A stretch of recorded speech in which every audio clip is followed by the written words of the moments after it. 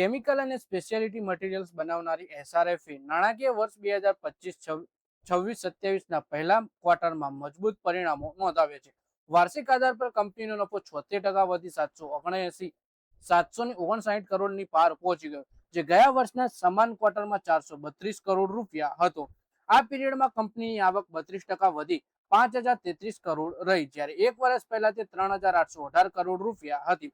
સારી operating performance કારણે કંપનીનો એબીટા 49% વધીને 1236.6 કરોડ રૂપિયા થઈ ગયો. એબીટા માર્જિન 22%થી વધી 24.6% ઉપર પહોંચ્યું. તેની સાથે જ કંપનીના બોર્ડે ₹5 પ્રતિ શેરના ઇન્ટરિમ ડિવિડન્ડની પણ જાહેરાત કરી દીધી છે.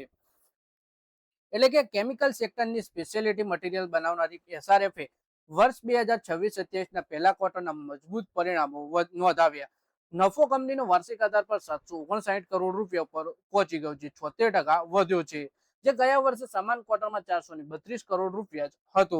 સાથે જ કંપનીએ મજબૂત એબીટા એટલે કે 49%નો વધારો થયો છે, જે 1236.6 કરોડ રૂપિયા રહ્યું છે. કારોબારી પ્રદર્શનની વાત કરીએ તો કેમિકલ કારોબારી સારી વૃદ્ધિ નોંધાવી છે. આ કારોબારની આવક 26% વધીને 2315 કરોડ રૂપિયા થઈ, જ્યારે ગયા વર્ષના સમાન ક્વાર્ટરમાં 1839 કરોડ રૂપિયા હતી. જ્યારે આ કારોબારનું ઓપરેટિંગ પ્રોફિટ 27% વધી 638 કરોડ રહ્યો, જે એક વર્ષ પહેલા 503 કરોડ હતો.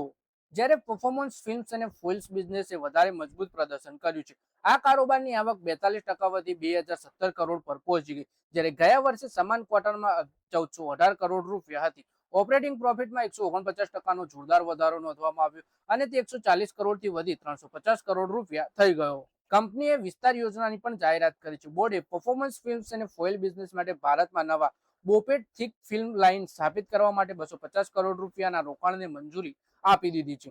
આ પરિયોજનામાં બ્રોકનેરની પ્રોડક્શન લાઇન અને કેમ્ફની પ્રાઇમરી સ્પ્લિટર લગાવવામાં આવશે. આ ઉપરાંત સ્પેશિયાલિટી કેમિકલ્સ બિઝનેસમાં પણ નાના મૂડીરોકાણ કરવામાં આવશે. આ રોકાણનો ઉદ્દેશ વિશેષ રૂપથી એગ્રોકેમિકલ પોર્ટફોલિયોના ઉત્પાદન ક્ષમતા વધારવી અને ડીબોલન્ટિંગ દ્વારા કાર્યવાહી કાર્યક્ષમતામાં સુધારો કરવાનો છે.